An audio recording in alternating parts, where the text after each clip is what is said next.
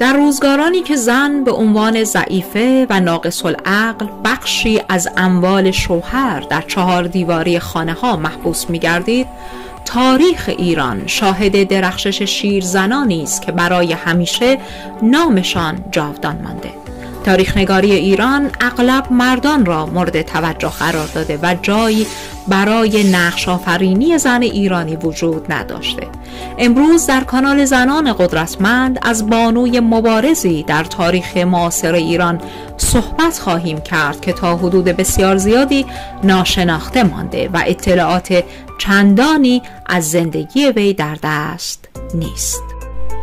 زنی تبریزی به نام زینب پاشا که به تنهایی نهضتی ماندگار و غرورآفرین برپا ساخت. زینب پاشا که در منابع گوناگون با نامها و القابی چون بیبی شاه زینب، زینب باجی، دهباشی زینب و القیزی ازش یاد شده، فرزند شیخ سلیمان از مردان تهیدست محله عمو زین‌الدین تبریز بود. از تاریخ تولد، دوران کودکی و جوانیش اطلاعاتی در دست نیست.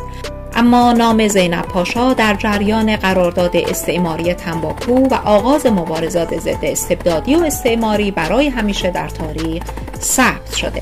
زمانی که بازاریان تبریز در اعتراض به قرارداد واگذاری امتیاز تنباکو مغازه‌های خودشون رو بستند، سربازان ناصرالدین شاه با زور و تهدید اسلحه بازاریان رو مجبور به باز کردن مغازه‌ها کردند. در همین حال زینب پاشا به همراه گروه خودش به بازار تبریز ریخته و ضمن درگیری با مأموران بازاریان رو نیز دوباره مجبور به تعطیلی بازار کردند.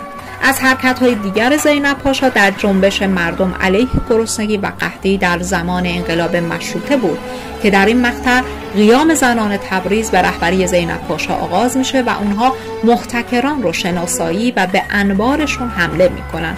آرد و گندم رو از انبار بیرون میکشن و بین فقرای شهر و روستاهای اطراف پخش میکنن.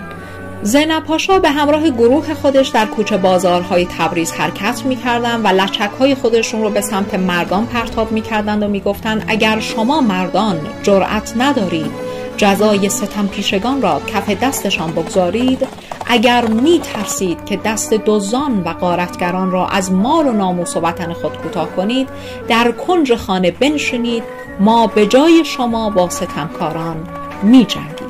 در برخی از منابع تاریخی اومده که اواخر عمر زینب به همراه تعدادی از گروه خودش قصد اعتکاف در کربلا رو میکنن، ولی هنگام عبور از مرز مورد اذیت و آزار سربازای مرزی قرار میگیرن که زینب پاشا علیرغم سن زیادش با همراهی یارانش قرارگاه مرزی رو با خاک یکسان میکنن